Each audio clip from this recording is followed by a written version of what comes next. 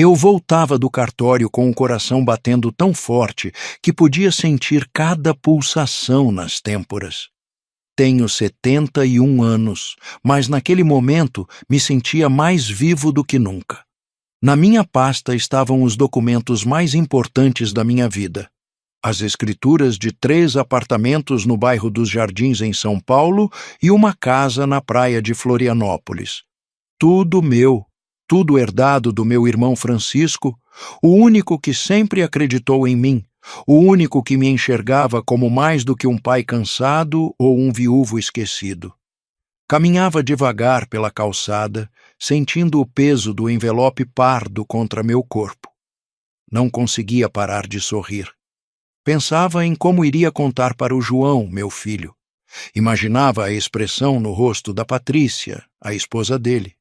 Via os abraços deles, a surpresa, talvez até lágrimas de alegria. E depois de tantos anos vivendo com minha modesta aposentadoria, contando cada centavo, me privando dos pequenos prazeres para não ser um peso, finalmente tinha algo para oferecer a eles, algo substancial que mudaria nossas vidas. O sol da tarde esquentava minhas costas enquanto subia os degraus da entrada. A casa cheirava a café fresco. Ouvi vozes na sala. João e Patrícia estavam lá. Perfeito. Não precisaria esperar para compartilhar minha novidade. Poderia contar agora mesmo, ver o rosto deles se iluminando, sentir que todos os sacrifícios desses anos valeram a pena.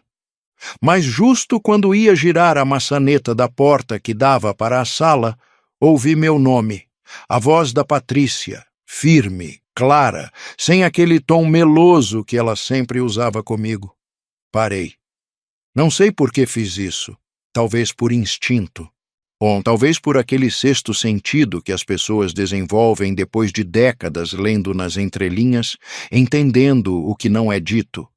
Fiquei ali do outro lado da porta entreaberta, prendendo a respiração. O que ouvi em seguida me atravessou como uma faca. Patrícia falava com aquela voz profissional que eu só tinha ouvido quando ela conversava ao telefone com as amigas ou com a mãe dela. Nunca comigo. Comigo era sempre mel e paciência fingida. Já conversei com o Dr. Moraes, dizia ela. Ele confirmou que com mais 2 avaliações a gente consegue o diagnóstico. Ele disse que é fácil. Na idade dele, qualquer esquecimento pode ser documentado como declínio cognitivo. Senti o chão se mover sob meus pés. João respondeu. Meu filho, meu único filho, o homem que carreguei, que criei e que defendi contra tudo e todos. E você tem certeza que não vai ter problema jurídico nenhum? Nenhum, respondeu ela com uma certeza assustadora. Uma vez que a gente tiver a curatela, podemos vender essa casa, liquidar as contas dele e ninguém vai poder falar nada. Ele vai ficar bem cuidado no asilo. Visita fim de semana, se você quiser. Mas a realidade é que a gente não pode continuar assim, João. A gente está carregando ele nas costas há anos. Me apoiei na parede, porque minhas pernas não me sustentavam mais. O envelope pardo queimava contra meu corpo. 3 apartamentos, uma casa de praia em Florianópolis, e ele estava planejando me internar, me declarar incapaz, tirar tudo de mim. Não sei não, Patrícia, disse João, e por um segundo, um miserável e patético segundo, senti esperança. É meu pai. Exatamente. É seu pai, e ele está esgotando tudo o que tem. Tudo o que a gente tem. Quanto tempo a gente vai esperar ainda? Suas dívidas não vão se pagar sozinhas. A empresa está indo à falência. A gente precisa de dinheiro agora, não daqui a 5 anos, quando ele finalmente... Ela não terminou a frase. Não precisava. Dr. Moraes disse que a gente pode começar o processo semana que vem, continuou Patrícia. Já tenho os formulários. A gente só precisa da sua assinatura e da dele. Mas é fácil. A gente diz que é para o plano de saúde ou algo assim. Ele assina tudo que a gente põe na frente dele. Ela estava certa. Eu tinha assinado tudo que ele me pediu para assinar nos últimos anos. Confiava neles, confiava cegamente. "E quanto você acha que a gente consegue pela casa?" perguntou João. Patrícia suspirou como se finalmente chegassem à parte importante. "O corretor disse entre 1.200.000 reais, dependendo da rapidez que a gente quer vender. Se a gente esperar um pouco, talvez mais. Mas eu digo vender rápido. Entre isso e o que ele tem guardado, a gente limpa todas as dívidas e ainda sobra o suficiente para investir no novo projeto. E quanto a ele? Como eu te disse, o asilo custa 4.000 reais por mês. A gente pode pagar por anos com o que vamos ganhar. Ele vai ficar muito melhor que aqui. Na verdade, lá ele vai ter gente em volta dele o dia todo, atividades, cuidados profissionais. 4.000 reais por mês. Ele estava me avaliando, calculando quanto tempo poderia me manter institucionalizado antes que meu próprio dinheiro acabasse. "Não sei se consigo fazer isso com ele", murmurou João. Oh, mas sua voz não tinha mais convicção. Era só um sobressalto de consciência, uma última resistência antes de ceder completamente. "João, meu amor, escuta", disse Patrícia. Sua voz agora era doce, sedutora, a voz que ela usava para manipular ele também. "Seu pai viveu a vida dele, teve o casamento, teve o filho, teve os anos bons. Agora é a nossa vez. A gente tem o direito de viver sem esse peso, e ele vai ficar bem, eu prometo." Silêncio. Um silêncio longo, denso, insuportável. E então a voz do meu filho: "Tá bom, faz rápido, não quero que isso se arraste." Algo dentro de mim se quebrou naquele momento. Não foi dramático. Não houve lágrimas imediatas ou crises interiores.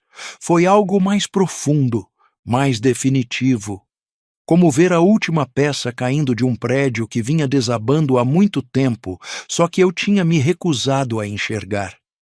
Fiquei congelado do outro lado da porta, apertando o envelope contra o peito. Dentro dele estavam os documentos de 3 apartamentos e uma casa de praia em Florianópolis.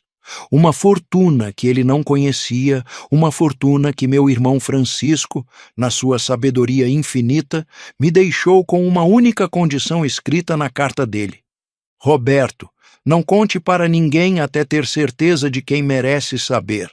Agora eu entendia por quê. Respirei fundo, forcei minhas mãos a pararem de tremer e recuei silenciosamente em direção à entrada. Abri e fechei a porta da frente com barulho. "Cheguei!" chamei alegremente, quase cantando. Ouvi movimentação rápida na sala. Quando entrei, João e Patrícia estavam sentados no sofá, sorrindo. Ele tinha o celular na mão. Ela segurava uma xícara de café. A imagem perfeita de uma tarde familiar tranquila. "Oi?" "Pai!" disse João se levantando para me beijar na testa. "Como foi?" "Bem, meu filho", respondi, deslizando o envelope para dentro da minha bolsa antes que ele pudesse ver. "Só uns papéis do plano de saúde, nada importante." Patrícia sorriu. Aquele sorriso que agora eu podia ver exatamente pelo que era. Uma máscara. "Quer um café, Roberto? Acabei de fazer fresco." "Quero sim, minha filha. Obrigado." Sentei na minha poltrona de sempre e os observei se movimentando pela cozinha. Observei cada gesto, cada olhar que trocavam. Tudo fazia sentido agora. Cada comentário sobre minha memória, cada sugestão de que eu deveria descansar mais, cada papel que tinham colocado na minha frente para assinar. Tomei o café que Patrícia me ofereceu e sorri. Eles não sabiam que tudo tinha mudado. Não sabiam que o homem que acabaram de planejar internar e despojar dos bens agora tinha mais poder do que jamais imaginaram. Não sabiam que eu os tinha ouvido. E certamente não sabiam que Roberto Silva, o viúvo tranquilo e complacente, acabava de acordar. Minha vida foi simples, talvez simples demais. Nasci num vilarejo pequeno em Minas Gerais, onde os homens aprendiam desde cedo que nosso destino era prover, servir e desaparecer aos poucos, a cada dia, para que outros pudessem brilhar. Casei com Helena Souza quando tinha 23 anos. Era uma mulher boa, trabalhadora, daquelas que chegam cansadas em casa, mas sempre têm um sorriso para o marido. Nunca fomos ricos, mas também nunca faltou o essencial. João nasceu 1 ano depois do nosso casamento. Era meu único filho. Perdi 2 antes dele e 1 depois. Então, quando ele finalmente ficou, cuidei dele como se fosse feito de cristal. Talvez tudo tenha começado aí. Talvez eu tenha amado demais, protegido demais. Dei a ele tudo que nunca tive e, no processo, esqueci de ensinar a coisa mais importante, que as coisas se conquistam, não se herdam por direito divino. Helena morreu há 12 anos. Ataque cardíaco fulminante voltando do trabalho. Nem chegou ao hospital. Me deixou a casa, umas economias modestas e uma aposentadoria pequena que mal cobria as despesas básicas. João estava casado com Patrícia há 3 anos naquela época. No começo, depois do enterro, me pediram para ir morar com eles.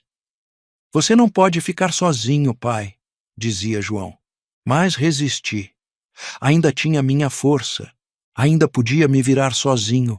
Ainda tinha minha casa, meu espaço, minhas rotinas. Por 5 anos vivi assim, visitando eles aos domingos, recebendo ligações educadas no meio da semana. Mas as coisas mudaram quando João perdeu o emprego. Nunca me contaram exatamente o que aconteceu. Algo sobre corte de funcionários, reestruturação, aquelas mentiras suaves que se conta quando alguém é demitido. Patrícia trabalhava, mas o salário dela não dava para manter o estilo de vida ao qual tinham se acostumado. O apartamento caro no bairro nobre de São Paulo, o carro novo todo ano, as saídas em restaurante, os fins de semana em Búzios. Foi aí que as visitas ficaram mais frequentes e as conversas mais específicas. Pai, essa casa é grande demais só para você, dizia Patrícia, olhando em volta com aqueles olhos calculadores que eu ainda não sabia ler. Você não se sente sozinho aqui? Eu tô bem, respondia. E era verdade. Gostava da minha solidão. Gostava das minhas plantas no quintal, dos meus programas de TV à noite, do meu café da manhã na varanda. Mas pensa no lado prático, insistia João. Se acontecer alguma coisa com você, se cair, se passar mal no meio da noite, ninguém vai saber até horas depois. Eles tinham razão nesse ponto, suponho. A velhice traz seus medos, essa sensação de fragilidade que não existia antes, esse medo de morrer sozinho e ser encontrado dias depois por um vizinho que nota o cheiro. Então, quando propuseram que nos mudássemos todos juntos para minha casa, aceitei. Eles venderiam o apartamento, pagariam as dívidas e viveríamos como uma família. Vai ser como antigamente, pai, dizia João. Como quando eu era criança. Mas não foi como antigamente. Desde o primeiro dia, as coisas eram diferentes.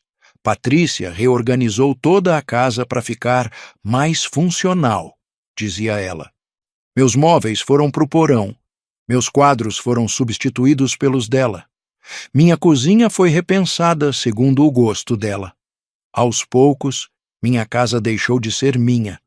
As refeições não eram mais momentos familiares, mas transações rápidas. João comia olhando para o celular. Patrícia falava ao telefone com as amigas. Eu sentava em silêncio, me sentindo cada vez mais invisível na minha própria mesa. Os comentários começaram pequenos no início, quase imperceptíveis. Roberto, você já colocou sal nisso? Porque parece que você colocou 2 vezes. Pai, você lembra que me pediu para comprar leite? A gente comprou 3 garrafas essa semana porque você continua pedindo. Roberto, você deixou a torneira aberta de novo? Tem que prestar mais atenção. Cada comentário era uma semente de dúvida plantada na minha cabeça. Eu estava esquecendo coisas, estava perdendo a memória. Comecei a me questionar, a anotar tudo, a verificar tudo 2 vezes, e enquanto eu encolhia, eles cresciam. João passava horas trancado no que antes era o ateliê de costura da Helena, agora convertido no escritório dele. Falava de novos negócios, investimentos, oportunidades, mas eu nunca via dinheiro entrando. Via apenas como minhas economias começavam a desaparecer. Pai, preciso pegar R$ 2.000 emprestado, dizia João. É para a empresa, te devolvo o mês que vem. Nunca devolvia. Roberto, você pode ajudar com a conta de luz esse mês? A gente está meio apertado, pedia Patrícia com aquela voz doce que agora sei que era pura manipulação. Sempre ajudava, sempre dizia sim, porque ele era meu filho, porque eram minha família, porque pais se sacrificam. É isso que nos ensinaram. Tem minha aposentadoria mensal de R$ 1.500 sumia em 3 semanas. Os R$ 30.000 que Helena me deixou viraram 20.000, depois 15.000, depois 8.000. Mantinha registro num caderno escondido no meu quarto, somando cada empréstimo que nunca era devolvido, cada ajuda que virava obrigação. Mas me dizia que estava tudo bem, que família era para isso, que João estava passando por um momento difícil e eu precisava apoiar como sempre fiz. Patrícia era mais sutil, mas mais constante. Sempre tinha uma sugestão, sempre um comentário envolto em preocupação. Roberto, você não acha que devia ver um médico? Notei que você anda mais distraído. Talvez a gente devia colocar as contas no nome do João. Caso aconteça alguma coisa com você, é mais seguro. Por que você não me dá seu cartão? Eu posso fazer as compras. Assim você não precisa sair no frio. Cada sugestão era uma pequena renúncia. Cada renúncia me deixava menor, mais dependente, mais invisível. E eu aceitava tudo porque achava que era amor. Achava que estavam cuidando de mim. Que idiota eu fui. Meus amigos começaram a desaparecer da minha vida.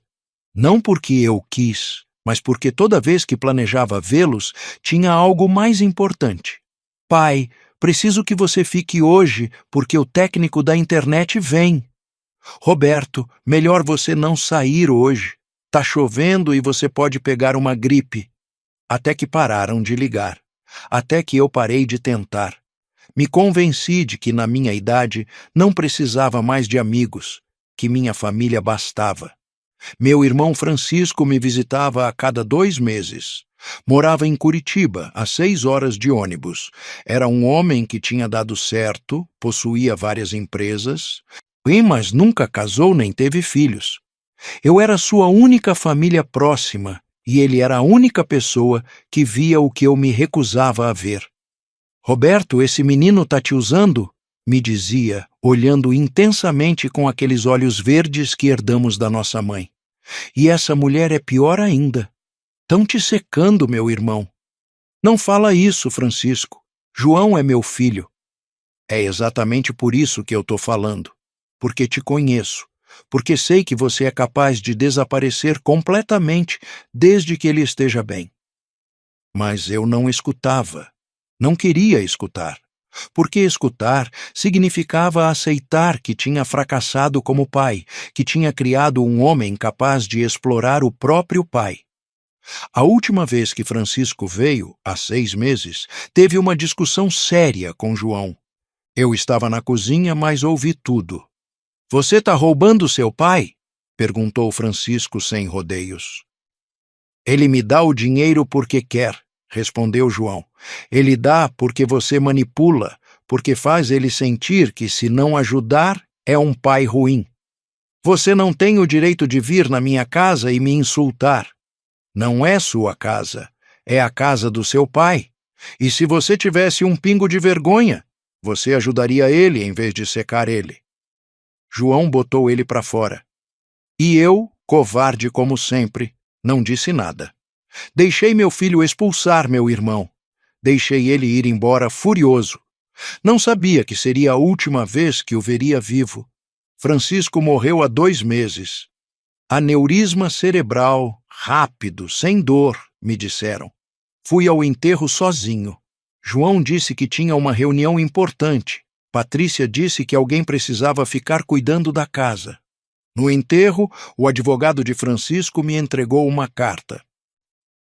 O senhor Francisco deixou instruções para que o senhor recebesse isso pessoalmente, me disse. A carta de Francisco queimava minhas mãos voltando do enterro. Era um envelope branco grosso, lacrado com cera vermelha como nos filmes antigos. Na frente, com a letra firme e inclinada do meu irmão, estava escrito apenas "Para Roberto ler sozinho". Esperei a noite. João e Patrícia tinham saído para jantar com amigos. Disse que estava cansado, que preferia ficar em casa. Era mentira. Precisava ficar sozinho para ler o que meu irmão tinha a me dizer do além. Sentei na cama com a luminária acesa e abri o envelope com mão tremendo. Dentro tinha duas coisas: uma carta manuscrita de várias páginas e um documento jurídico dobrado. Comecei pela carta. Meu querido Roberto, se você está lendo isso, significa que minha hora finalmente chegou. Não fique triste por mim. Vivi bem, vivi do meu jeito, e parto sabendo que fiz a coisa certa ao te deixar o que estou te deixando. Mas antes de você continuar lendo, preciso que entenda uma coisa. O que vem neste documento jurídico não deve ser contado para ninguém. Para ninguém, Roberto. Nem para o João. Principalmente não para o João. Parei. Meu coração batia forte. Continuei lendo. Sei que é doloroso ouvir isso do seu próprio irmão, mas esse menino não é a criança que você criou. Não sei em que momento ele perdeu o caminho. Se foi quando você mimou demais ou quando escolheu casar com essa víbora que tem por mulher. Mas a verdade é que seu filho é um homem fraco e ganancioso, capaz de qualquer coisa por dinheiro. E ela é pior. Ela é o cérebro de tudo. Ele é só o instrumento. As lágrimas começaram a cair no papel, borrando a tinta. Mas continuei. Esses últimos anos vi você desaparecer aos poucos. Cada vez que vinha te visitar, você estava um pouco menor, um pouco mais quieto, um pouco mais ausente, e esses dois cresciam no seu espaço feito erva daninha. Vi você dar dinheiro que não tinha, assinar papéis que não entendia, abrir mão de coisas que eram legitimamente suas. E o pior de tudo, vi você se convencer de que isso era amor. Coloquei a mão na boca para abafar um soluço. Mas não é amor o que eles te dão, meu irmão. Amor é o que você dá para eles sem receber nada em troca, a não ser migalhas de atenção e montanhas de manipulação. Tentei abrir seus olhos. Deus sabe que tentei. Mas você é teimoso, Roberto. Sempre foi. Então decidi fazer algo diferente. Decidi te proteger até de você mesmo. Desdoblei o documento jurídico com mão tremendo. Era um testamento. O testamento de Francisco. E ao ler, o mundo parou. Meu irmão tinha me deixado tudo. 3 apartamentos no bairro dos Jardins, em São Paulo, cada um avaliado em aproximadamente R$500 mil. E uma casa de praia em Florianópolis, uma propriedade que tinha comprado há 10 anos e que, segundo o documento, valia cerca de R$800 mil. No total, perto de R$2.300.000 em propriedades. Tive que ler 3 vezes para acreditar. Francisco não tinha filhos. Nunca se casou, e eu era seu único herdeiro. Tudo era meu. Voltei para a carta com as mãos tremendo tanto que mal conseguia segurar o papel. Essas propriedades são suas e de mais ninguém. Deixei instruções muito claras para o meu advogado, o Dr. Daniel Santos. Ele vai te contatar para organizar a transferência das propriedades. Mas, Roberto, me escuta com atenção. Não conte nada para o João ou para a Patrícia até ter certeza absoluta de que eles não vão tentar te tomar isso. E acredite em mim, eles vão tentar. Meu irmão me conhecia muito bem. Sei que seu primeiro instinto vai ser dividir com eles. Você vai querer contar, ajudar, dar uma parte, porque é assim que você é. Mas te imploro, meu irmão, não faça isso, ainda não. Observe eles primeiro. Veja como se comportam quando não sabem que você tem algo que eles querem. É aí que você vai ver quem eles realmente são. Passei para a última página. Vivi 73 anos nesse mundo, Roberto, e conheci muita gente. Gente boa e gente ruim. E posso te garantir que sua nora está entre as piores. Essa mulher não te ama, nunca te amou. Você é um meio para chegar a um fim. E o fim é tudo que podem te tirar. João é fraco. Ela controla ele. Se você contar do Heritage para eles, em menos de uma semana vão te pressionar para dar tudo. Vão inventar emergências, crises, doenças. Vão fazer você se sentir culpado por ter quando eles não têm. E você vai ceder, porque você sempre cede. Então te peço isso, querido irmão, seja egoísta pela primeira vez na vida. Guarde esse segredo, proteja o que é seu. E se em algum momento sentir que está em perigo, que estão te manipulando demais ou te forçando a fazer coisas que não quer, liga para o Dr. Santos. Ele tem instruções para te ajudar. Já paguei ele adiantado para te representar e proteger seus interesses sem que você precise gastar um centavo. A carta terminava com uma despedida simples, mas devastadora. Sempre te amei, Roberto. Você foi o melhor irmão que um homem poderia pedir. Agora é sua vez de ser bom consigo mesmo. Ai, não deixe eles te destruírem. Não dê esse poder para eles. E se algum dia duvidar, lembre-se disso. As pessoas que realmente te amam não precisam que você esteja quebrado para elas se sentirem completas. Com todo o meu amor, seu irmão Francisco. Chorei até não ter mais lágrimas naquela noite. Chorei pelo meu irmão, pela ausência dele, pelo amor incondicional. Chorei por mim mesmo, por todos os anos que passei encolhendo para que outros pudessem crescer. E chorei pelo João, pelo filho que ele foi e pelo homem que se tornou. No dia seguinte, liguei para o Dr. Daniel Santos. Era um homem na casa dos 50, com voz medida e maneiras formais. Marcou uma reunião no escritório dele para terça-feira seguinte. Senhor Silva, seu irmão foi muito claro nas instruções, me disse enquanto examinávamos os documentos. Essas propriedades são suas. Sem condição. Os apartamentos estão alugados atualmente, gerando uma renda mensal de cerca de R$ 12.000 no total. Esse dinheiro vem se acumulando numa conta desde o falecimento do Sr. Francisco. Tem cerca de R$ 24.000 disponíveis agora. Não conseguia falar. Só ouvia. A casa de praia em Florianópolis está desocupada, continuou. Seu irmão usava ocasionalmente, mas está em perfeito estado, totalmente mobiliada, contas pagas, pronta para você morar quando quiser. E o que eu preciso fazer? Finalmente perguntei. Nada, senhor. Só assinar os documentos de transferência no cartório. O processo leva umas 2 semanas. Depois disso, tudo vai estar oficialmente no seu nome. E ninguém pode me tirar isso? Dr. Santos me olhou intensamente. Ninguém, Sr. Silva. Essas propriedades são suas por direito testamentário. Ninguém pode reclamar, vender ou dispor delas sem seu consentimento expresso e documentado em cartório. Seu irmão se assegurou disso. Foi aí que contei tudo para ele. Não sei por que fiz isso. Talvez porque precisava falar em voz alta. Talvez porque vi nos olhos dele uma compreensão que não encontrava na minha própria casa. Contei sobre João, sobre Patrícia, sobre o dinheiro sumindo, sobre os comentários da minha memória, sobre como me sentia cada vez menor na minha própria vida. Ele ouviu sem interromper. Quando terminei, acenou devagar. Seu irmão me alertou que algo assim poderia acontecer, disse. Por isso foi tão específico nas instruções. Senhor Silva, não posso dizer o que fazer com sua família, mas posso dizer isto.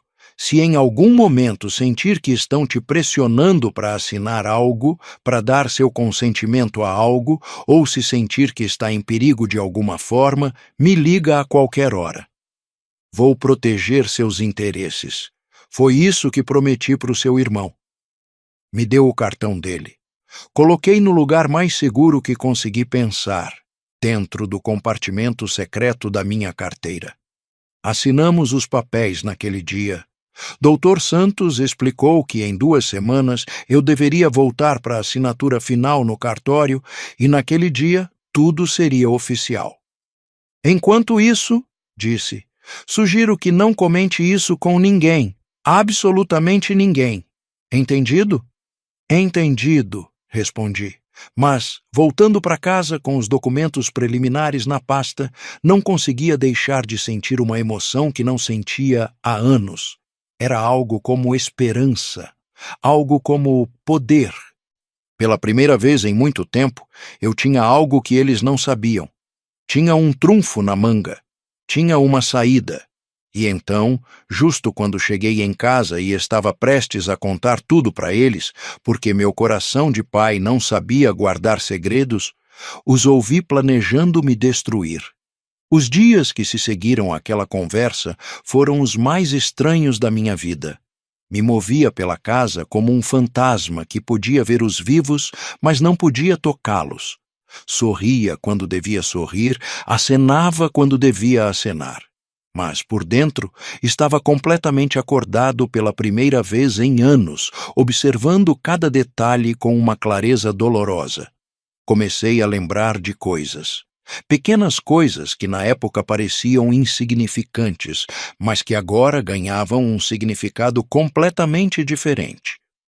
Era como se alguém tivesse acendido uma luz num quarto escuro e, de repente, eu conseguisse ver todas as armadilhas que tinham sido colocadas no meu caminho.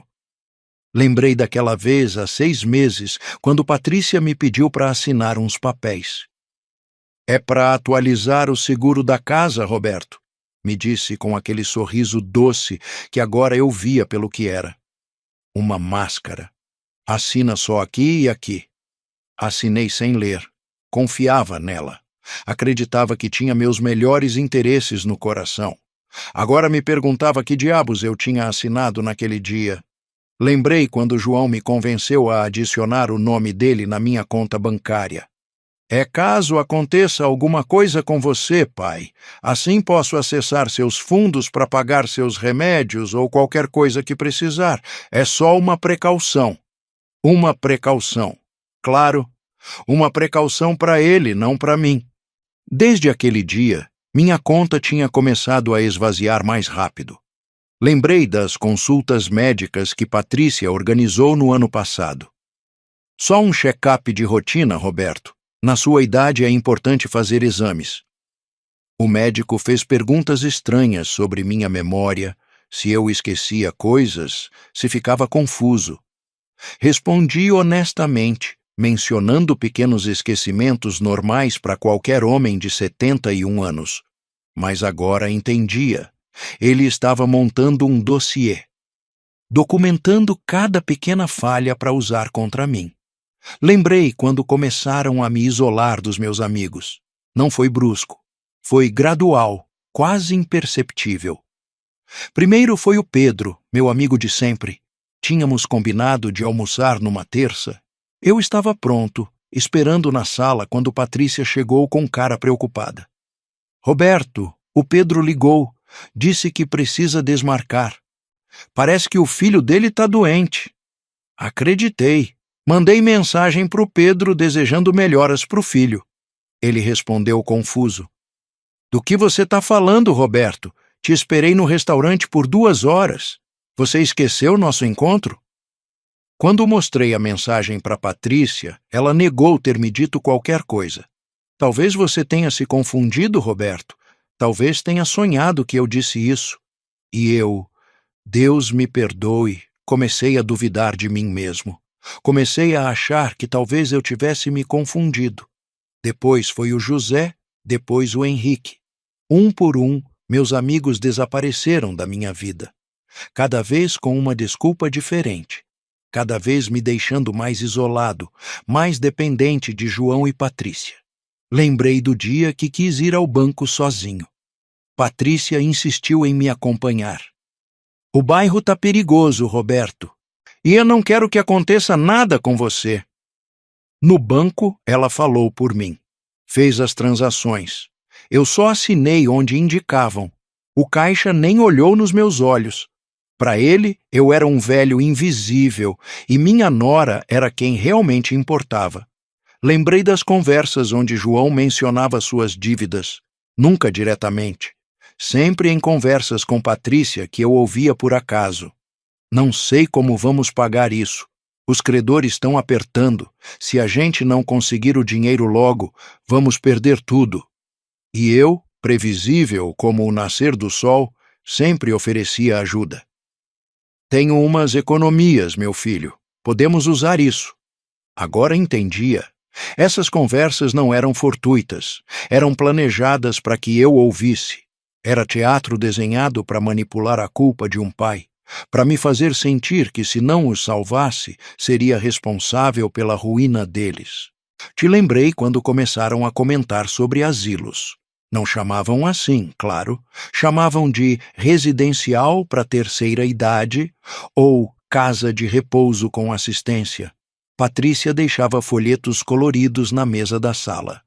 Olha como é bonito, Roberto. Eles têm atividades, enfermeiras 24 horas, gente da sua idade. Você não ia ficar sozinho. Falava como se fosse um presente, como se estivesse me oferecendo férias permanentes. João apoiava a ideia com comentários sutis. Você fica entediado aqui, pai. Nesses lugares você teria gente para conversar, coisas para fazer. O que realmente queria dizer era: nesses lugares você estaria fora do nosso caminho e a gente teria sua casa. Lembrei da semana passada, quando Patrícia me preparou um chá especial. É para te ajudar a dormir melhor, Roberto. Ando te vendo cansado. Bebi sem suspeitar de nada. Naquela noite dormi quase 12 horas seguidas. No dia seguinte estava tonto, confuso. Patrícia aproveitou para fazer comentários. Tá vendo? É assim que você tem estado ultimamente. Desorientado. Talvez a gente devia conversar com o médico. Agora me perguntava o que ela tinha colocado naquele chá. Todas essas lembranças me atingiam como ondas. Cada uma era uma pequena traição. Juntas, formavam um plano meticuloso para me esvaziar, me declarar incapaz e tomar tudo que era meu. Mas eles não sabiam 3 coisas fundamentais. Primeiro, eu os tinha ouvido. Sabia exatamente o que planejavam fazer. Segundo, eu tinha propriedades no valor de quase 2.300.000 que eles nem sabiam que existiam. Terceiro, Roberto Silva acabava de acordar. E um homem de 70 anos que sobreviveu à pobreza, à viuvez, à solidão e à manipulação silenciosa é muito mais forte do que qualquer um poderia imaginar. Naquela noite, enquanto dormiam, peguei um caderno velho da gaveta da minha mesinha de cabeceira. Era um caderno que Helena me deu há anos, com capa de couro gasto. Nunca tinha usado. Agora tinha o propósito perfeito. Na primeira página escrevi Diário de Defesa de Roberto Silva. E comecei a anotar tudo. Cada data, cada conversa suspeita, cada papel que me fizeram assinar, cada vez que me isolaram dos meus amigos, cada comentário sobre minha memória, cada visita estranha ao médico. Tudo. Também anotei o nome e número do Dr. Daniel Santos, os detalhes da minha herança, as datas importantes. A assinatura final no cartório estava marcada para daqui a 10 dias. Precisava sobreviver esses 10 dias sem levantar suspeitas. No dia seguinte, liguei para o Pedro de um orelhão. Não podia usar meu celular. João tinha insistido em configurar melhor para mim há alguns meses. Agora suspeitava que ele tinha acesso a todas as minhas ligações e mensagens. Roberto, onde você estava?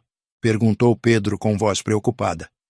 Tentei te ligar, mas sua nora sempre diz que você está descansando ou não está se sentindo bem. Pedro, preciso que você me escute e não conte isso para ninguém, disse. E contei tudo. Cada palavra que tinha ouvido, cada parte do plano. Houve um longo silêncio do outro lado da linha. Roberto, você tem que sair dessa casa, finalmente disse. Essas pessoas são perigosas.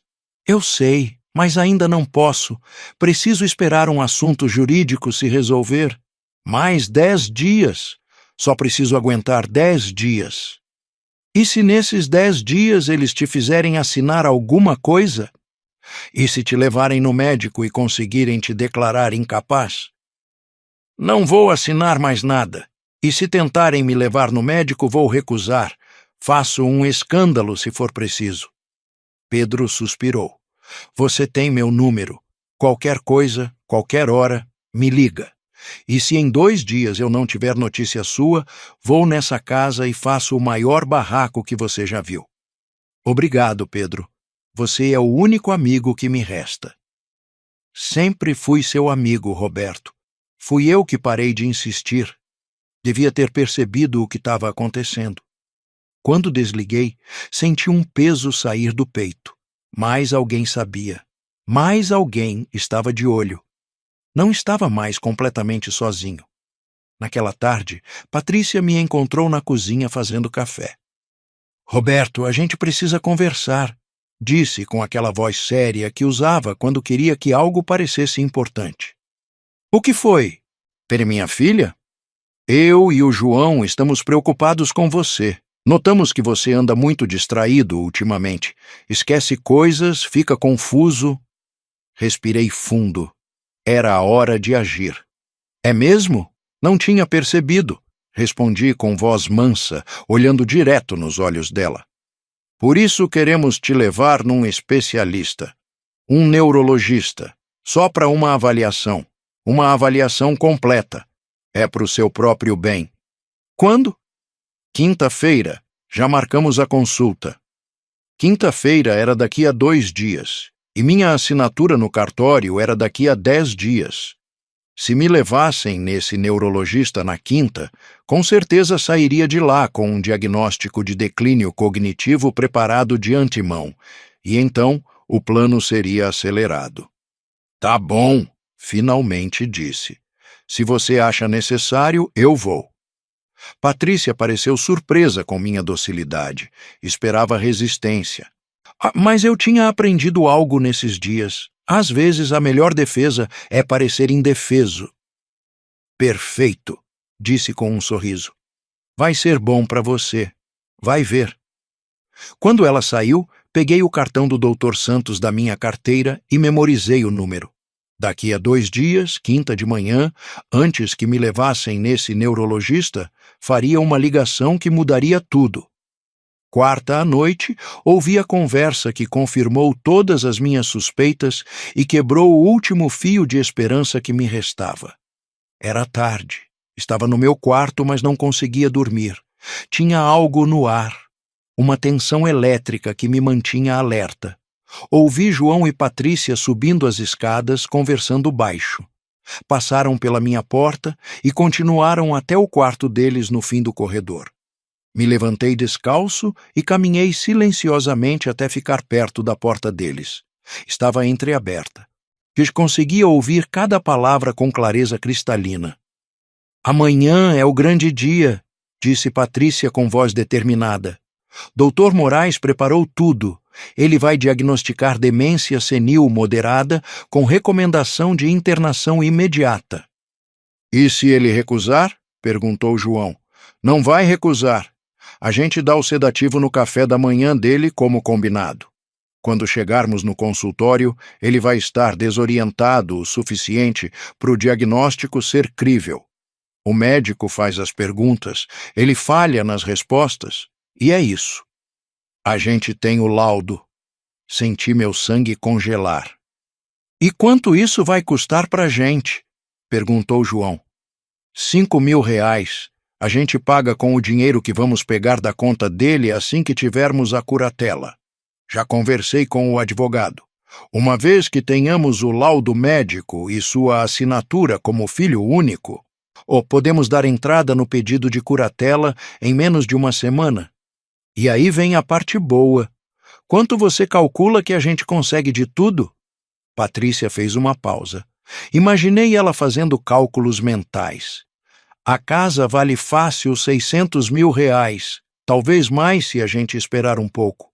Mas eu digo vender rápido. Ele ainda tem uns 8 mil na conta. A aposentadoria dele é 1.500 por mês. Se a gente internar ele, essa aposentadoria vem pra gente como curadores. O asilo custa 4 mil por mês, mas com o que vamos conseguir da casa, podemos pagar uns 3 anos lá e ainda ter uns 400 mil limpos pra gente. 400 mil, repetiu João. E na voz dele tinha algo que quebrava minha alma. Era alívio, era felicidade. Meu próprio filho estava feliz pensando em me internar e me roubar. Com isso, a gente paga todas as dívidas, investe no novo negócio e finalmente podemos viver como a gente merece, continuou Patrícia, sem ter que cuidar de um velho que fica mais inútil a cada dia. E se alguém perguntar, se algum amigo dele se meter? Patrícia riu. Foi uma risada fria, calculada. Que amigos! A gente afastou todos eles faz meses. Ele não tem ninguém. O irmão morreu. Não tem parentes próximos. A gente é tudo o que ele tem. E quando ele estiver internado, a gente controla quem visita e quem não visita. Se alguém perguntar, a gente mostra o laudo médico e explica que, infelizmente, o estado dele piorou e precisava de cuidados profissionais. Parece fácil demais. É porque é fácil, João. Seu pai é um velho sozinho, sem recursos de verdade. Ninguém vai fazer perguntas, ninguém vai investigar. Esse tipo de coisa acontece todo dia. Famílias internam os idosos porque não podem mais cuidar. É perfeitamente normal. Houve um silêncio. Depois a voz de João, mais baixa. Às vezes me sinto mal com isso. Não fica fraco agora, disse Patrícia com dureza. Ele teve a vida dele, teve o casamento, a juventude, tudo. Agora é nossa vez. E além do mais, a gente vai pagar um lugar bom para ele. Não tá deixando ele na rua. Ele vai ter comida, cama, enfermeiras. Vai ficar bem. Acho que sim. Não acha. Sabe que é. E você sabe que a gente não tem outras opções. Suas dívidas são de R$ 80 mil, João. 80 mil. Se a gente não pagar logo, eles vêm atrás da gente. Você quer que a gente perca tudo? Quer que a gente acabe na rua enquanto ele continua sentado aqui nessa casa que vale uma fortuna? Não. Então amanhã a gente acorda cedo, dá o remédio para ele, leva no médico, pega o laudo e começa o processo. Em um mês, isso tudo vai ser só uma lembrança ruim e a gente vai estar vivendo a vida que a gente merece. Ouvi movimento no quarto. Me afastei rapidamente e voltei para o meu quarto sem fazer barulho. Fechei a porta e sentei na cama tremendo da cabeça aos pés. R$ 80 mil de dívida. Meu filho tinha R$ 80 mil de dívidas que eu não conhecia e estava pronto para me destruir para pagá-las. O sedativo no café da manhã, o médico comprado, o diagnóstico falso, a internação imediata, tudo planejado até o último detalhe. Olhei para o relógio. Era meia-noite. Meu encontro no cartório era daqui a 9 dias. Mas eles planejavam me levar no médico amanhã. Se me drogassem, se conseguissem aquele laudo médico definitivo, tudo estaria perdido. Não importaria que eu tivesse propriedades no valor de R$ 2.300.000 se me declarassem incapaz. João, como filho único, se tornaria meu curador legal. E um curador tem acesso a tudo. Precisava agir agora. Não podia esperar mais 9 dias. Peguei o cartão do Dr. Santos da minha carteira, disquei o número no meu celular.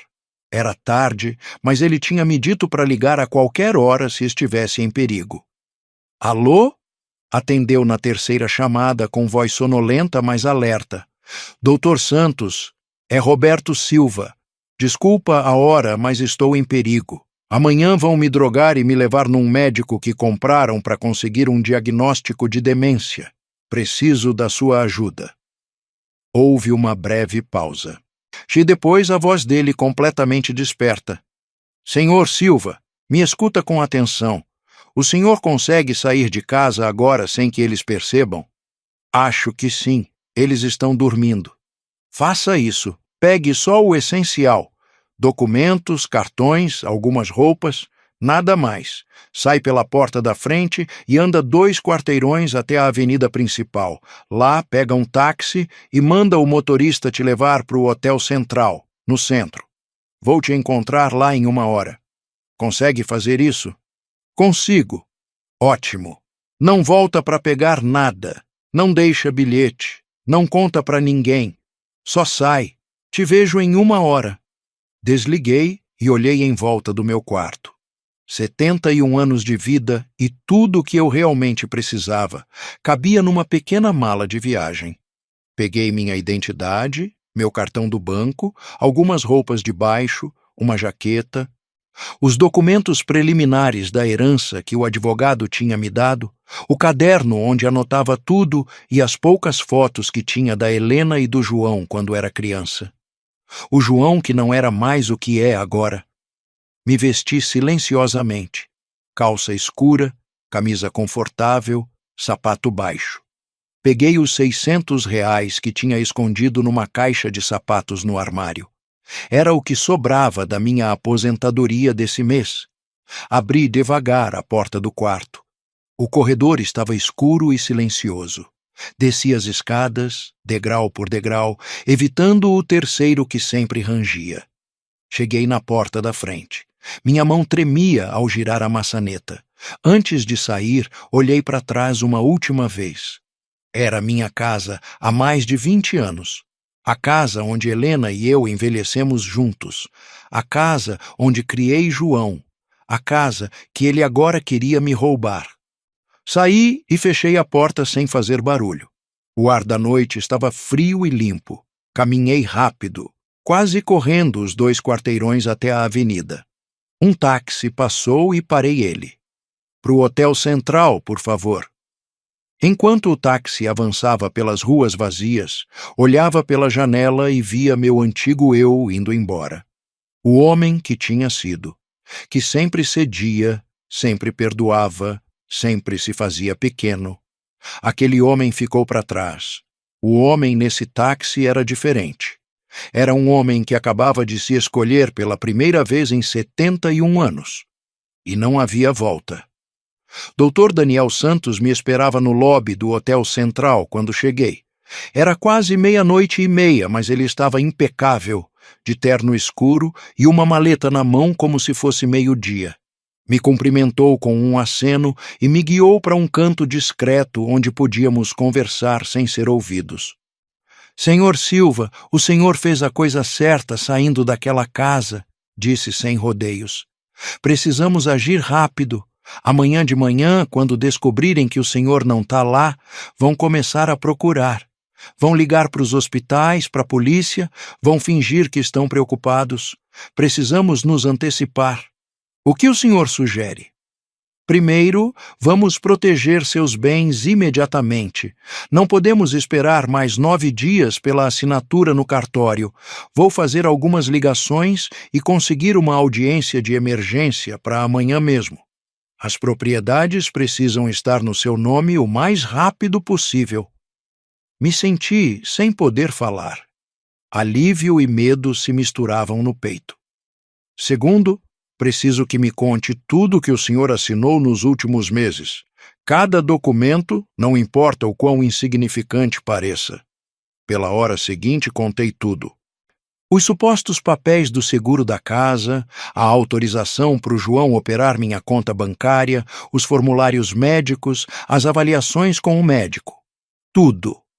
O advogado tomava notas com expressão cada vez mais grave. É pior do que eu pensava, disse. Eles construíram um dossiê contra o senhor há meses, mas tem algo que joga a favor do senhor. O senhor saiu antes que conseguissem o laudo médico definitivo. Sem esse documento, não podem proceder com a curatela. E agora que o senhor está sob minha proteção jurídica, qualquer tentativa de declará-lo incapaz vai ter que passar por mim. Eles podem me forçar a voltar? O senhor é um adulto com plena capacidade jurídica, tem o direito de morar onde quiser, mas precisamos ser estratégicos. Amanhã eles vão reportar seu desaparecimento. Vão dizer que o senhor sofre de demência e que pode estar desorientado e em perigo. E o que a gente faz? O senhor vai à delegacia voluntariamente e declara que está bem, que saiu de casa por decisão consciente e que não deseja voltar.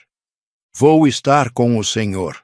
Também vou entrar com pedido de medida protetiva contra seu filho e sua nora, proibindo eles de se aproximarem ou tentarem contato.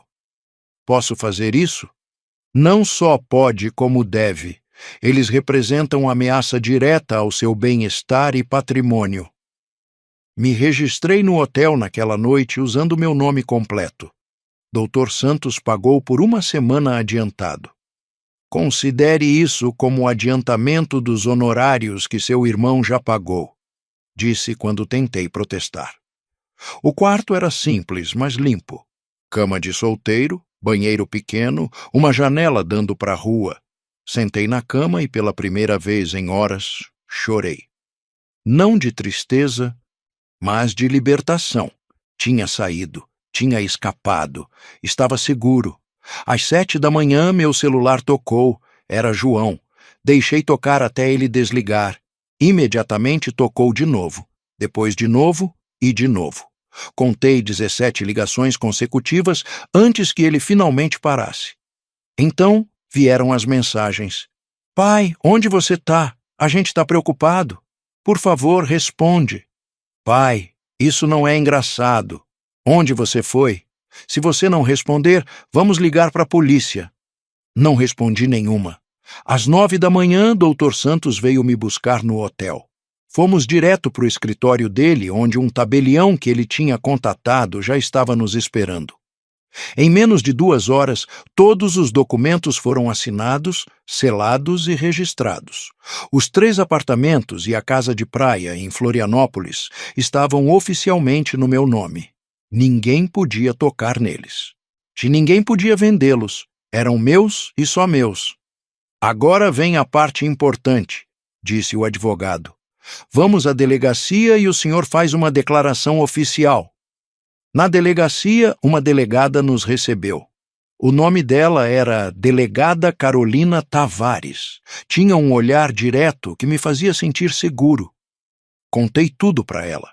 Cada detalhe do plano que tinha ouvido, as drogas que planejavam me dar, o médico comprado, a internação forçada, tudo. Ela ouviu sem interromper, tomando notas. Quando terminei, me olhou longamente. Senhor Silva, o senhor declara sob juramento que seu filho e sua nora planejavam drogá-lo e obter um laudo médico falso para declará-lo incapaz e se apropriar dos seus bens? Sim. E o senhor está em plena posse das suas faculdades mentais neste momento? Completamente. Deseja retornar para casa? Não. Nunca mais. A delegada acenou e continuou escrevendo. Depois olhou para o Dr. Santos. Vai proceder juridicamente? Vamos pedir medida protetiva e estamos avaliando apresentar acusação criminal por tentativa de fraude e maus tratos a idoso, respondeu. Muito bem, sua declaração ficará registrada. Se sua família vier reportar seu desaparecimento, vamos informar que o senhor está bem e não deseja contato. Mais alguma coisa? É tudo por enquanto. Obrigado, delegada. Quando saímos da delegacia, me senti mais forte. Cada passo que dava me afastava mais da vítima que tinha sido e me aproximava do homem que precisava ser. E agora? Perguntei. Agora a gente espera, disse o advogado. Eles vão tentar te encontrar, vão ligar para os hospitais, talvez contratem um detetive particular, mas o senhor está legalmente protegido. E enquanto isso, vamos organizar suas finanças. Nos dias seguintes, Dr. Santos se tornou mais que meu advogado. Virou meu aliado, meu protetor, a única pessoa em quem podia confiar totalmente. Me ajudou a abrir uma nova conta bancária num banco diferente. Transferimos todos os meus fundos para lá, fora do alcance do João. Me explicou como funcionavam as rendas dos aluguéis dos apartamentos. 12.000 mensais que agora iam direto para minha conta, mais minha aposentadoria de R$ 1.500, quase R$ 13.500 por mês. Eu, que tinha vivido de migalhas por anos, agora tinha mais dinheiro do que precisava. O que eu faço com tanto? Perguntei. Vive, Sr. Silva, simplesmente vive. Ele também me ajudou a contatar o Pedro. Ele chorou quando ouviu minha voz. Roberto, graças a Deus. Eu estava prestes a ir na sua casa procurar você. Tô bem, Pedro. Tô seguro e tenho muito para te contar. Combinamos de nos encontrar num café no dia seguinte. Quando cheguei, ele já estava lá me esperando com lágrimas nos olhos. Nos abraçamos longamente. Olha o que eles fizeram com você, disse, tocando meu rosto como para verificar que eu era real. Te mantiveram prisioneiro na sua própria casa. Não mais, respondi. Não tô mais lá e nunca vou voltar. Contei tudo para ele. A herança, o plano, minha fuga, as propriedades. Tudo. Pedro ouviu com olhos cada vez maiores. R$ 2.300.000, murmurou. Roberto, você é rico. Não me sinto rico, me sinto livre. O que é melhor? E eles sabem de alguma coisa? Nada. E não vão saber até eu decidir contar, se é que vou contar algum dia. Meu celular tocou. Mas era outra mensagem de João, a 50ª e tantas desde que saí. Não contava mais. Pai, por favor, a gente só quer saber que você está bem. Você não precisa voltar se não quiser, só conversa com a gente. Mostrei a mensagem para o Pedro. Não acredita nele, disse imediatamente. É manipulação. Eles querem te localizar. Eu sei. E pela primeira vez, bloqueei os números do João e da Patrícia. Se quisessem se comunicar comigo, teriam que fazer através do Dr. Santos. Naquela noite, sozinho no meu quarto de hotel, me olhei no espelho. O homem que me olhava de volta era diferente do que tinha visto uma semana antes. Mais magro, talvez, mais cansado, certamente. Mas nos olhos dele tinha algo que não estava lá antes. Tinha determinação, tinha força, tinha vida. Roberto Silva tinha acordado e não planejava voltar a dormir. A primeira semana depois da minha fuga foi estranha. Acordava toda manhã naquele quarto de hotel sem saber por um segundo onde estava. Então a lembrança voltava como um soco. Tinha deixado minha casa. Tinha deixado meu filho. Tinha escolhido me salvar. Dr. Santos me ligava todo dia. Me mantinha informado de cada movimento que João e Patrícia faziam para me encontrar. Eles deram queixa de pessoa desaparecida, me disse no terceiro dia. Alegaram que o senhor sofre de demência e pode estar desorientado e em perigo. A polícia informou que o senhor já fez uma declaração voluntária e está bem. Não deram mais informações. E o que eles disseram? Seu filho insistiu, quis falar com o superior, ameaçou contratar advogados. Mas a delegada Tavares foi muito clara. O senhor é um adulto com plena capacidade jurídica e tem direito à privacidade. Eles não têm direito de saber onde o senhor está. Acha que vão desistir? Provavelmente não. Ou pelo menos vão esperar cansar o senhor o suficiente para que baixe a guarda. Ele estava certo. As tentativas de contato se intensificaram. Como tinha bloqueado os números deles, começaram a usar outros meios. Ligaram para o hotel. A recepcionista me informou que um homem que dizia ser meu filho tinha perguntado por mim. Ela, seguindo instruções do Dr. Santos, negou que eu estivesse lá. Ligaram para o Pedro. Ele me ligou imediatamente. Roberto, sua nora acabou de me ligar. Disse que você está doente, que saiu confuso, que eles precisam te encontrar para te levar no médico. Disse que não sabia nada de você. Obrigado. Pedro. Ela também disse uma coisa estranha. Disse que quando te encontrarem, vão garantir que você receba o tratamento apropriado. Falou com uma voz que me deu arrepios. Tratamento apropriado, internação, drogas, controle total. Não vão me encontrar, garanti. Tô protegido. Mas à noite, sozinho naquele quarto de hotel, o medo me visitava. E se me encontrassem? E se conseguissem enganar um juiz? E se conseguissem me declarar incapaz de alguma forma? Dr. Santos percebeu minha ansiedade. Senhor Silva, acho que é hora do senhor se mudar para um lugar mais permanente, me disse numa tarde. O hotel é bom temporariamente, mas o senhor precisa de um lar. Onde? A casa de praia em Florianópolis que seu irmão te deixou. Tá pronta para morar. Tem móveis, serviços, tudo.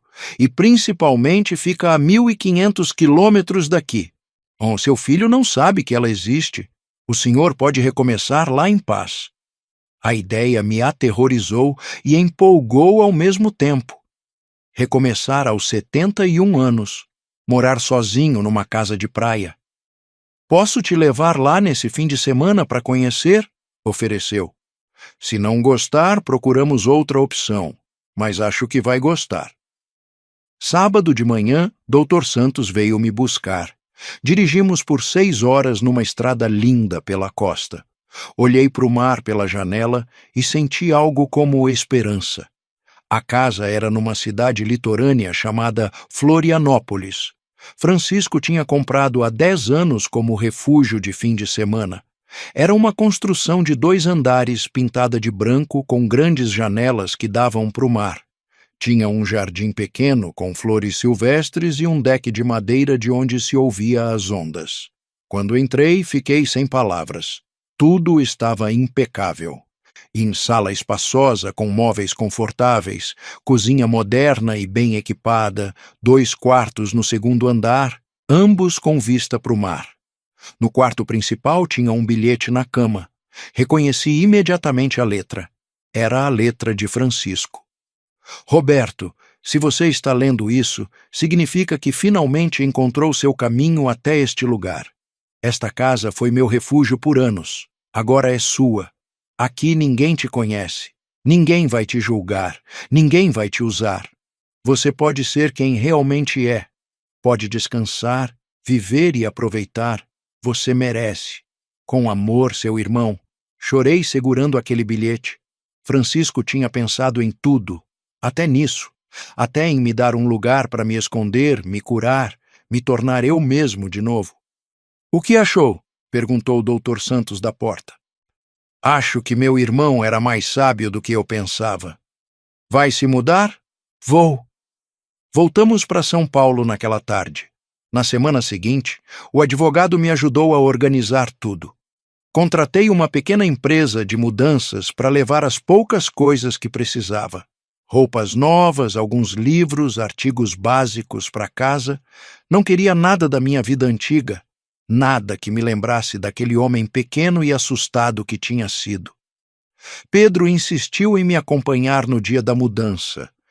Você não vai sozinho a 1.500 quilômetros daqui sem que eu saiba exatamente onde você está, disse com aquela voz firme que não admitia discussão. Dei o endereço e o telefone fixo da casa para ele. Mas não dá para mais ninguém, implorei. Nem se você estiver morrendo. No dia que saí do hotel, João e Patrícia fizeram sua última tentativa desesperada. Contrataram um detetive particular que conseguiu me rastrear até o Hotel Central. Quando chegou perguntando por mim, eu já tinha partido. Dr. Santos me ligou para informar. Eles estão aumentando o tom, disse. O detetive foi no banco onde o senhor tinha a conta anterior.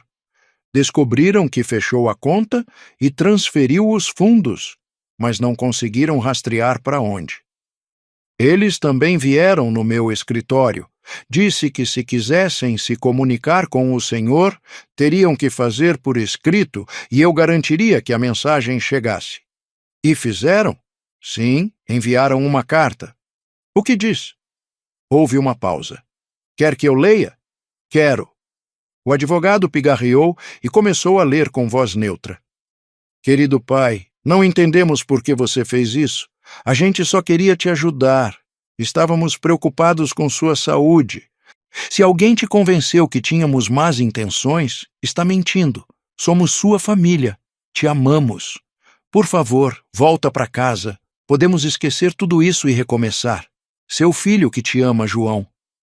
Silêncio. Senhor Silva? Tô aqui. Quer que eu responda? Pensei naquela carta. Em cada palavra cuidadosamente escolhida. Na manipulação disfarçada de amor, na mentira envolta em preocupação. Não, finalmente disse. Não quero responder. Que pensem o que quiserem. Eu já sei a verdade. Me mudei para Florianópolis numa terça de manhã. Pedro me acompanhou e passou o dia me ajudando a arrumar tudo. Quando terminamos, sentamos no deck, tomamos café e olhamos para o oceano. É lindo, Roberto, disse. Seu irmão te deu um presente. Ele me deu uma vida nova. Você tá com medo? Tô, mas também tenho algo que não tinha antes. O quê? Paz. Pedro ficou aquela noite. Dormimos em quartos separados, mas deixamos as portas abertas, como amigos fazem quando querem se sentir próximos. Na manhã seguinte, antes de partir, me abraçou forte. Me liga toda semana. Se você não ligar, venho aqui te procurar.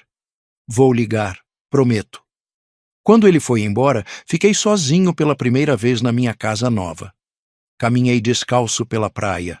Senti a areia fresca entre os dedos dos pés. Ouvi as gaivotas. Respirei o ar salgado. E pela primeira vez em anos, me senti vivo. Naquela noite, encontrei mais uma coisa na casa. Numa gaveta da cozinha tinha um envelope com meu nome.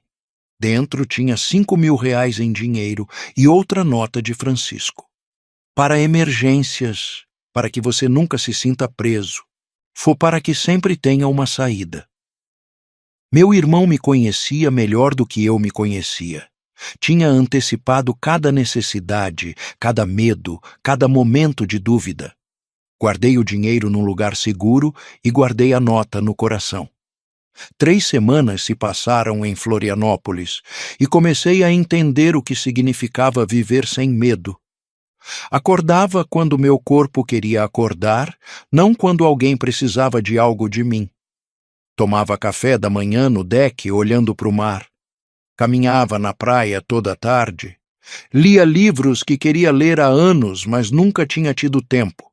A cidade era pequena e tranquila. As pessoas me cumprimentavam sem fazer perguntas. Eu era simplesmente o senhor que morava na Casa Branca de frente para o mar. Ninguém conhecia minha história. Ninguém me julgava. Ninguém esperava nada de mim. Mas a paz não dura quando há assuntos inacabados. Doutor. E Santos me ligou numa quarta à tarde. Senhor Silva, preciso informar algo importante. Seu filho e sua nora acabaram de entrar com uma ação. Estão pedindo que um juiz examine sua capacidade mental e lhes conceda curatela sobre o senhor e seus bens. Senti meu estômago apertar. Eles podem fazer isso? Podem tentar, mas tem um problema.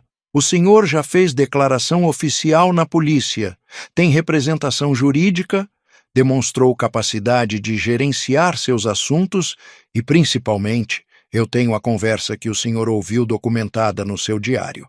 É sólido. Não sei se é suficiente, mas é sólido. Porém, tem outra coisa que preciso dizer. O juiz ordenou uma avaliação psiquiátrica independente. O senhor vai ter que se apresentar a um especialista que vai determinar se tem plena capacidade jurídica. E se disserem que não tenho? Então vamos recorrer. Mas isso não vai acontecer. O senhor está completamente lúcido. Qualquer psiquiatra imparcial vai confirmar. Quando? Daqui a 2 semanas. A avaliação é na capital. Vou estar com o senhor o tempo todo. Aquelas 2 semanas foram as mais longas da minha vida. Toda noite me deitava me perguntando se um estranho poderia decidir que eu não era capaz de controlar minha própria vida. Imaginava cenários terríveis. João e Patrícia ganhando a curatela, vendendo tudo, me internando naquele asilo enquanto ficavam com meu dinheiro. Pedro me ligava todo dia para me encorajar. Você é o homem mais são de mente que conheço, Roberto. Não tenha medo.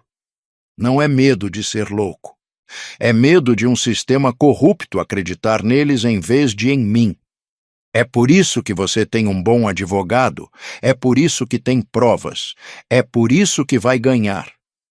No dia da avaliação, Dr. Santos veio me buscar cedo. Dirigimos às 6 horas até a capital, em silêncio.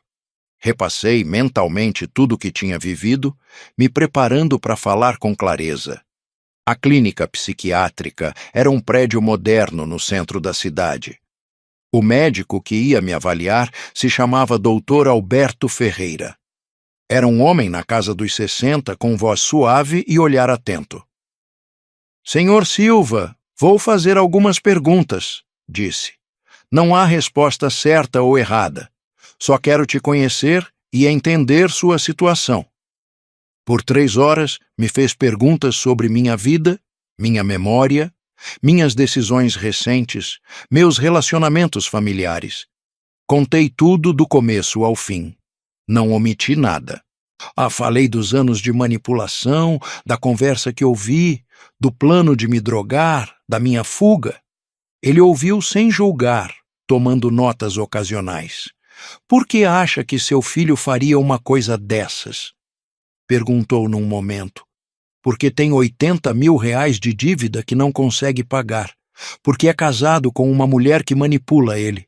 Porque em algum momento parou de me ver como pai e começou a me ver como obstáculo entre ele e o dinheiro.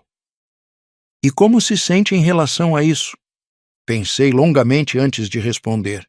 Destruído, traído, mas também libertado, porque finalmente vi a verdade.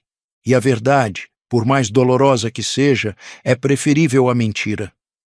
No fim da avaliação, Dr. Ferreira me olhou intensamente. Senhor Silva, o senhor é uma das pessoas mais lúcidas que avaliei há muito tempo. O que viveu foi abuso financeiro e emocional sistemático.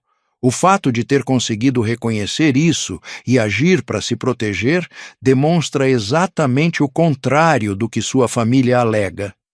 Senti lágrimas começarem a se acumular nos olhos. Portanto, meu laudo será muito claro. O senhor tem plena capacidade mental. Não há razão médica ou psicológica para que outra pessoa gerencie seus assuntos. O pedido de curatela deve ser rejeitado. Saí daquela clínica me sentindo 10 quilos mais leve. Dr. Santos sorriu. O senhor se saiu muito bem, senhor Silva. E agora? Agora esperamos a audiência judicial. Com esse laudo, sua declaração na polícia e seu testemunho direto, eles não têm chance. Vão perder. A audiência foi marcada para 3 semanas depois. Dr. Santos me preparou para todos os cenários possíveis. Explicou que perguntas me fariam, ou como responder, como manter a calma mesmo vendo João e Patrícia. Eles vão tentar te provocar emocionalmente, me alertou. Vão bancar as vítimas, vão chorar, vão dizer que só queriam ajudar. Não se deixe enganar. Não vou. O dia da audiência chegou. Me vesti com dignidade. Calça escura, camisa branca, o prendedor de gravata que Helena me deu no nosso 20º aniversário de casamento. Me olhei no espelho e vi um homem forte me olhando de volta. Chegamos cedo ao fórum. Dr. Santos me guiou para a sala de audiências. E lá, do outro lado do corredor, estavam eles. João tinha envelhecido, olheiras profundas, tinha emagrecido. Patrícia estava impecável, como sempre, num vestido conservador e maquiagem discreta. A imagem perfeita da nora preocupada. Quando nossos olhos se encontraram, João me olhou com mistura de surpresa e algo que poderia ser vergonha. Patrícia me olhou com ódio puro. Pai, disse João, dando um passo na minha direção. Dr. Santos interveio imediatamente. Senhor Duran, há uma medida protetiva que proíbe contato direto. Por favor, mantenha distância. Só quero falar com meu pai. O senhor pode fazer isso na audiência sob supervisão do juiz. Entramos na sala. A juíza era uma mulher na casa dos 50, com expressão séria. O nome dela era Juíza Laura Miranda e tinha reputação de ser justa, mas rigorosa. O advogado de João e Patrícia apresentou o caso deles primeiro. Falaram da minha idade, de supostos esquecimentos, do meu comportamento errático ao sair de casa sem aviso. Apresentaram o depoimento do médico que iam usar para me drogar, que declarou que eu mostrava sinais de declínio cognitivo. Apresentaram os papéis que me fizeram assinar como prova da minha confusão. Era tudo teatro, tudo mentira, mas estava bem construído. Então foi minha vez. Dr. Santos apresentou o laudo do Dr. Ferreira, apresentou minha declaração na polícia, apresentou meu diário onde tinha documentado cada conversa suspeita, cada manipulação, cada sinal de abuso. E então me chamou para testemunhar. Sentei diante da juíza e contei minha história com voz clara e firme, sem lágrimas, sem drama, só os fatos. Ouvi meu filho e minha nora planejando me drogar, conseguir um diagnóstico falso, me internar num asilo e vender minha casa para pagar as dívidas dele. Não foi confusão, não foi paranoia, foi a verdade. E tive que fugir para salvar minha vida e minha liberdade. Quando terminei, a juíza se dirigiu a João. Senhor Silva, é verdade que o senhor tem 80 mil reais de dívida? João gaguejou. A advogada dele tentou intervir, mas a juíza silenciou com um gesto de mão. Responda à pergunta. Sim, meritíssima, mas isso não tem nada a ver com minha preocupação com meu pai. E é verdade que pretendia vender a casa do seu pai para pagar essas dívidas? Achávamos que ele ficaria melhor num lugar onde recebesse cuidados profissionais. Isso não responde minha pergunta. Pretendia vender a casa? Era uma opção que estávamos considerando. A juíza escreveu algo nas notas. Depois me olhou. Senhor Silva, o senhor deseja ter algum contato com seu filho? Não, meritíssima. E se sente capaz de gerenciar seus próprios assuntos? Completamente. A juíza fechou o processo. O pedido de curatela é rejeitado. O senhor Roberto Silva tem plena capacidade jurídica. A medida protetiva permanece em vigor, caso encerrado. João e Patrícia saíram furiosos. Não me olharam. Não disseram nada. Simplesmente foram embora. Saí do fórum com o Dr. Santos e respirei fundo. Tinha vencido. Tinha protegido minha liberdade. Tinha fechado aquela porta para sempre. 6 meses se passaram desde a audiência. 6 meses desde que ganhei minha liberdade definitivamente. 6 meses vivendo nessa casa à beira-mar que meu irmão me deixou. A vida em Florianópolis é simples e linda. Acordo com o som das ondas. Tomo café no deck, caminho na praia toda tarde, sentindo a areia sob meus pés e o vento no rosto. Conheci os vizinhos. Gente boa que me convida para tomar café, que conta histórias sobre a cidade, e que não faz perguntas sobre meu passado porque entende que cada um tem direito de recomeçar. Pedro me visita uma vez por mês. Sentamos no deck, tomamos vinho, rimos como não ríamos há anos. Às vezes ele chora quando me olha. Não consigo acreditar em tudo que você passou, me diz. E não consigo acreditar o quanto você é forte. Não sou forte, só cansei de ser fraco. Os 3 apartamentos que herdei continuam gerando renda. 12 mil reais mensais que são depositados na minha conta sem que eu precise fazer nada. Somado à minha aposentadoria, tenho mais dinheiro do que jamais sonhei ter. Não gasto em luxos. gasto em paz, em livros, em flores para o meu jardim, em viagens curtas, ocasionais com Pedro para as cidades vizinhas. Doutor Daniel Santos se tornou mais que meu advogado. É meu amigo e me liga a cada 2 semanas para garantir que estou bem. Me ajudou a fazer um Novo Testamento claro e infalível. Quando eu morrer, tudo vai para organizações que protegem idosos e abrigos para vítimas de abuso familiar. João não vai receber um centavo. Foi minha decisão e tomei em paz. De João e Patrícia não tive notícias diretas, mas o advogado me mantém informado do que descobre. Depois de perderem o processo de curatela, tentaram recorrer. O recurso foi negado. Gastaram milhares de reais em advogados para nada. As dívidas de João aumentaram. Tiveram que vender o próprio apartamento e se mudar para um menor no subúrbio de São Paulo. Patrícia conseguiu um emprego de escritório. João trabalha como vendedor numa loja. Vivem a vida que sempre lhes correspondeu. Uma vida normal, sem luxos roubados, sem heranças mal-intencionadas. Às vezes me pergunto se João pensa em mim, se arrepende, se entende o que perdeu, não só em dinheiro, mas em dignidade, em amor, na possibilidade de ter um pai nesses últimos anos. Provavelmente me culpa.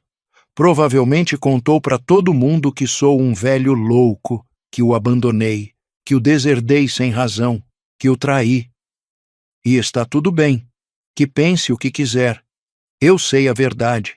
E a verdade é que não o abandonei. Ele me abandonou primeiro. Me abandonou cada vez que escolheu o dinheiro em vez de mim. Me abandonou quando planejou me drogar e internar. Me abandonou quando parou de me ver como pai e começou a me ver como recurso a ser explorado. Há momentos, admito, que sinto tristeza. Não por ele, mas pelo menino que foi. Por aquele João de 5 anos que corria para me abraçar quando eu chegava do trabalho. Por aquele João de 10 anos que fazia desenhos na escola para mim. Por aquele João de 15 que ainda me pedia conselhos. Aquele João morreu há muito tempo. Talvez nunca tenha realmente existido. Talvez tenha sempre sido uma ilusão que me recusei a largar. Mas larguei, e ao largar encontrei algo inesperado. Encontrei a mim mesmo.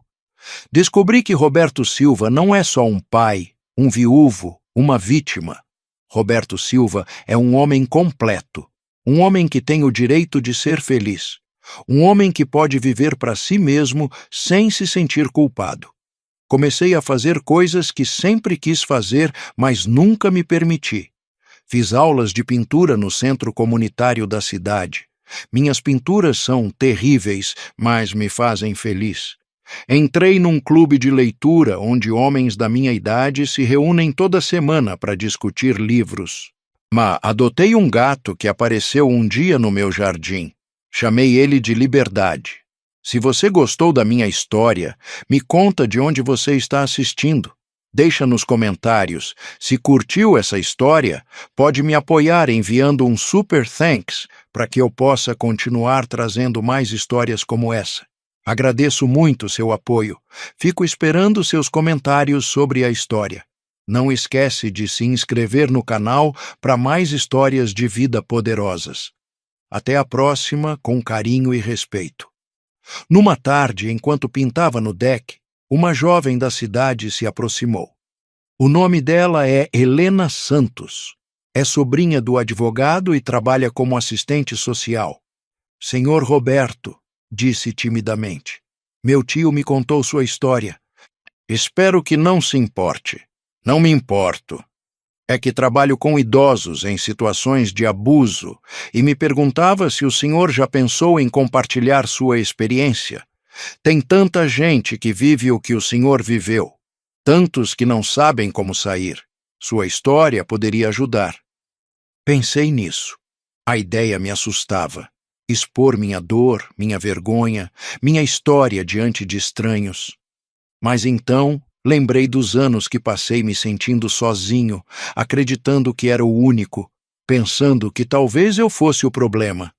Tá bom, disse. Vou fazer. Agora, uma vez por mês, vou ao centro comunitário e falo para grupos de homens e mulheres idosas. Conto minha história. Digo que não estão sozinhos. Digo que amor verdadeiro nunca os faz pequenos. Digo que nunca é tarde demais para se escolher. E quando vejo os rostos deles, e quando vejo as lágrimas de reconhecimento, quando alguém se aproxima depois e me sussurra: "Obrigado, eu precisava ouvir isso", sinto que minha dor finalmente serviu para alguma coisa. Há 2 semanas recebi uma carta. Não tinha endereço de retorno, mas reconheci imediatamente a letra. Era de João. Segurei nas mãos por 1 hora antes de decidir abrir. Finalmente, abri. Pai, não espero que me perdoe. Sei o que fiz, sei o que planejamos, não tenho desculpas. A ganância me cegou, a Patrícia me manipulou. Mas isso não é desculpa. Eu tomei as decisões. Eu te traí. Perdi minha casa, perdi minha estabilidade, mas acima de tudo, te perdi. E é isso que mais dói.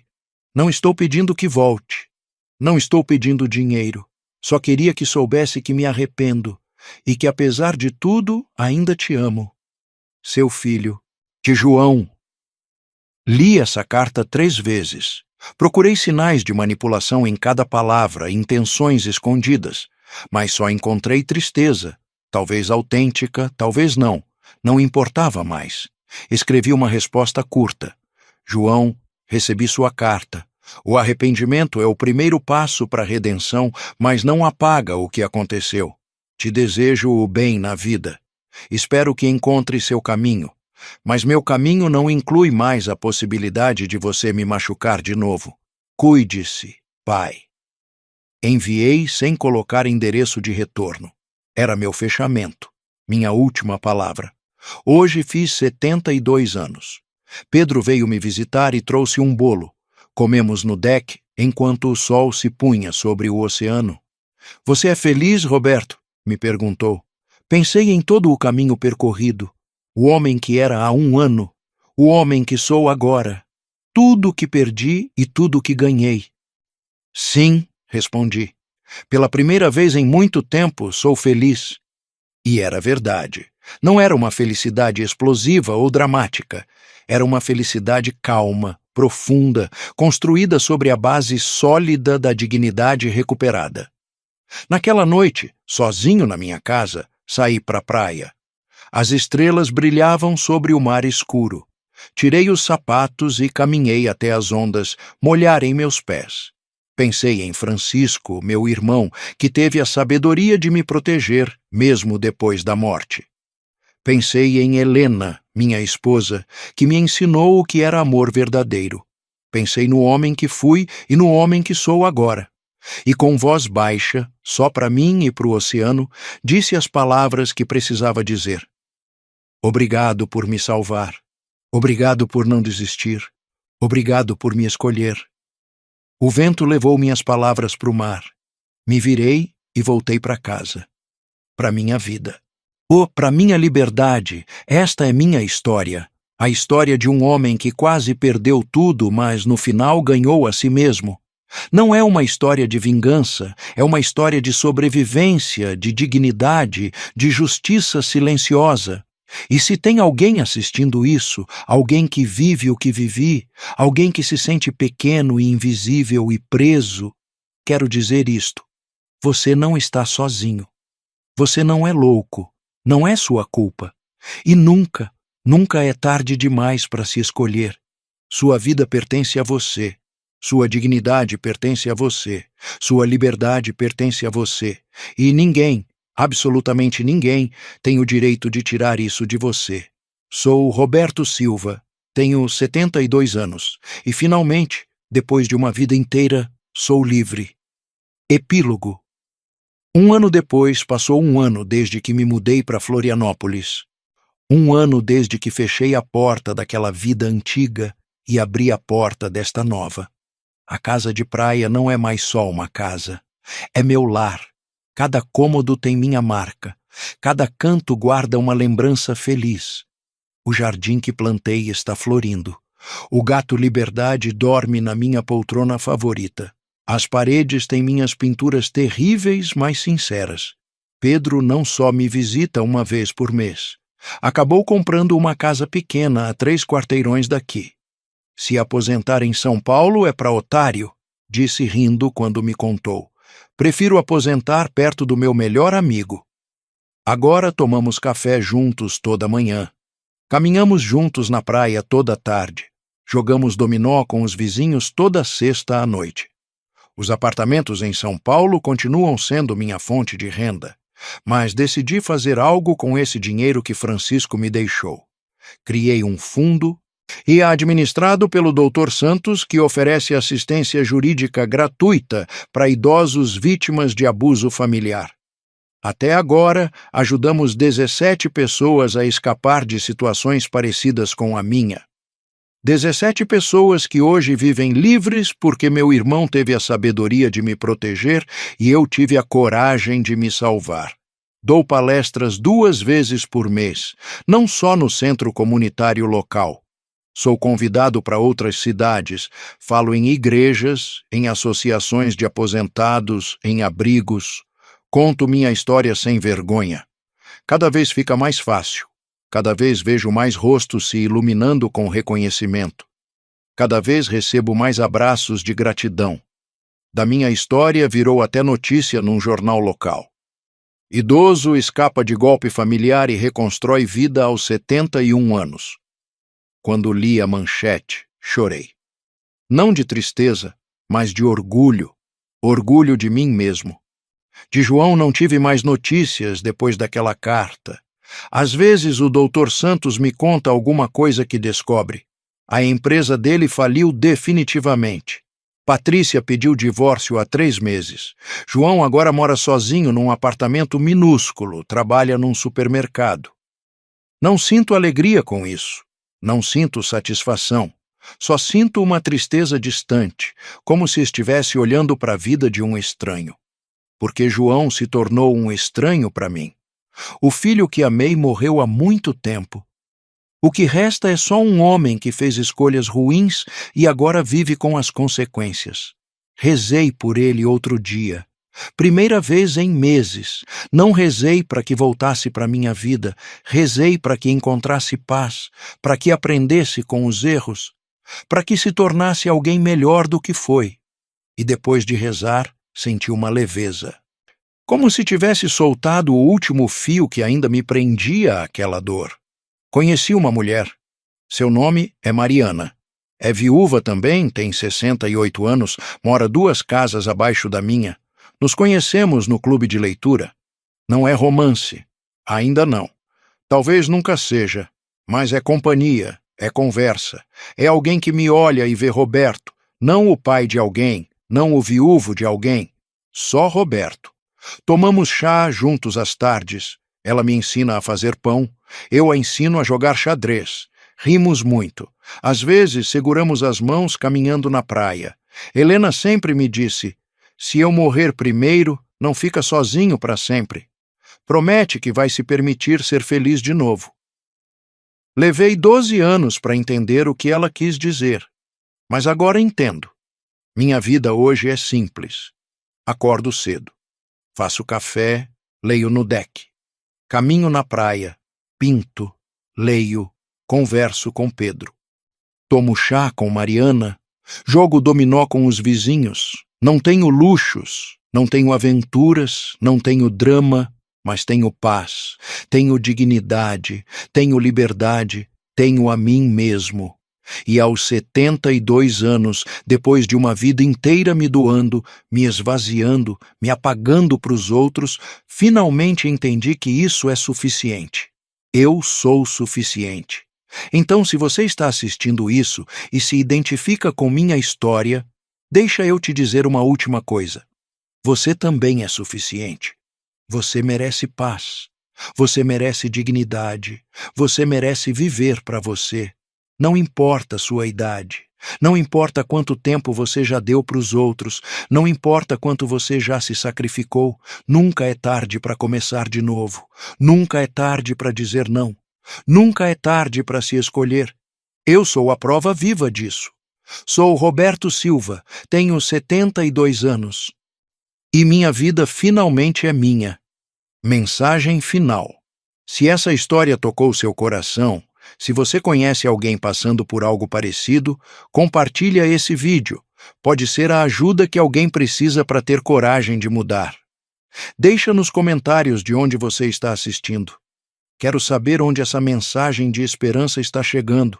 Se quer me apoiar para que eu continue trazendo histórias reais e poderosas como essa, manda um super thanks. Cada apoio me ajuda a continuar esse trabalho.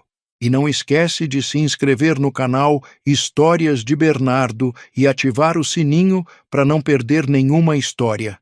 Porque todo mundo tem uma história, e toda história merece ser contada. Até a próxima, meus amigos. Com carinho, respeito e muita gratidão. Que cada um de vocês encontre sua própria liberdade. Um forte abraço do seu amigo Roberto. Tchau!